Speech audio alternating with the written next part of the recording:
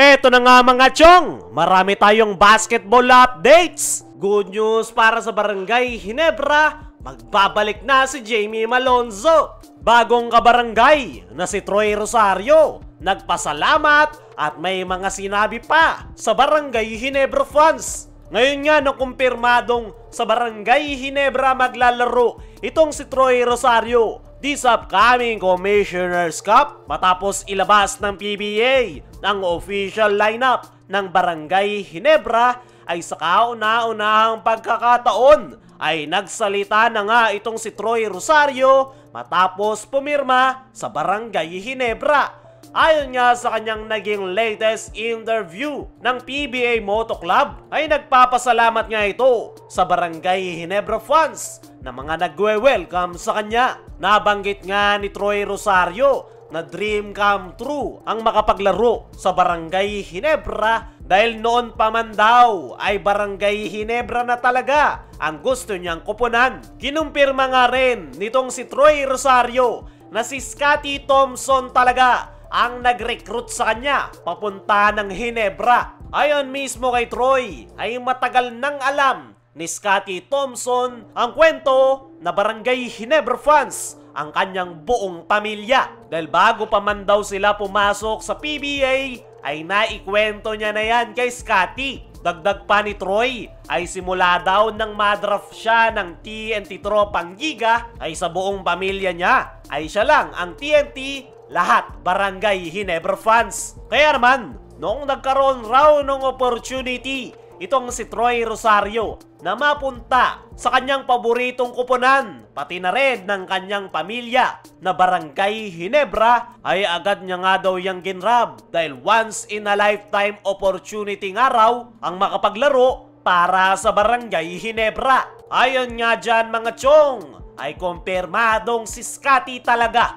ang kumausap kay Troy Rosario para pumirma sa Barangay Ginebra. Binanggit pa nga ni Troy Rosario na mahilig din daw siyang magbasa ng mga side comment. Masaya nga raw ito sa kanyang mga nababasa patungkol sa kanyang paglipat sa Barangay Ginebra. Nababasa niya nga raw yung mga message sa kanya ng Barangay Ginebra fans na excited siyang makita this upcoming Commissioner's Cup. At the same time, hindi nga lang daw positives yung kanyang mga nababasa, meron din daw mga negative comments kung saan ginagawa niya raw motivation yung mga message at comments ng haters at bashers para ipakita na mali ang ibinibintang sa kanya. As of now nga mga chong, ay hindi pa nakakasama sa team practice ng Barangay Ginebra itong si Troy Rosario. Yan nga ang kanyang binanggit sa kanyang latest interview. At ang dahilan nga niyan mga chong ay hindi pa talaga nagsisimula ang team practice ng Barangay Ginebra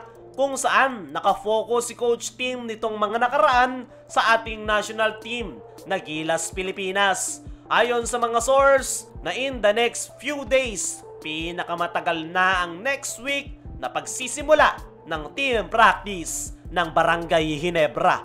At dyan nga natin makikita yung kauna-unahang pagkakataon na makakasama itong si Troy Rosario sa Barangay Ginebra practice. As of now, hindi pinapabayaan ni Troy Rosario ang kanyang katawan. Actually, simula nang matapos ang huling komperensya niya sa Blackwater Boxing ay tuloy-tuloy pa rin yung kanyang pagpapakondisyon. At ngayon, nasa Ginebra na siya maglalaro, ay mukhang ready at handa na ang katawan nitong si Troy Rosario at talagang yung sistema na lang ni Coach Tim ang kanyang aaralin para sa Barangay Ginebra. Dumako naman tayo dito sa kabilang balita. Good news para sa Barangay Ginebra, magbabalik na si Jamie Malonzo. Sa inilabas na lineup ng PBA kahapon ay nakalista sa injured list itong si Jamie Malonzo. Pero ayon nga sa ating mga trusted source ay sigurado na raw na makapaglalaro na si Jamie Malonzo sa Barangay Ginebra.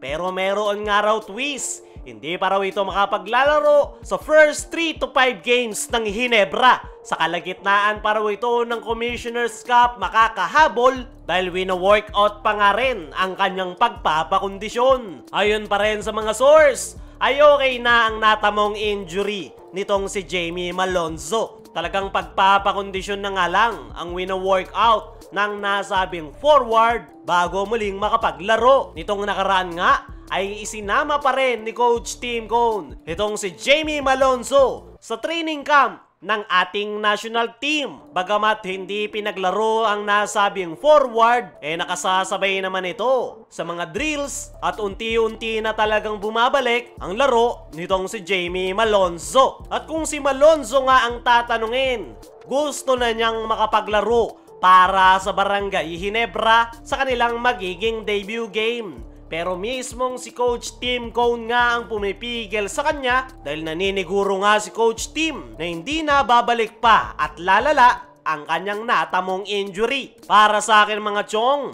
ay isang magandang sign para sa Barangay Ginebra na malapit nang makabalik si Jamie Malonzo dahil kailangan nga nila ng reinforcement pagdating sa frontcourt position at isa nga si Jamie Malonzo sa pwedeng makatulong para sa kupunan ni Coach Tim Cone. As of now ay conditioning na lang daw talaga ang kulang sa nasabing forward dahil matagal-tagal nga itong nabakante matapos tamaan ng injury. At yan nga, yung wina-workout ngayon ni Jamie.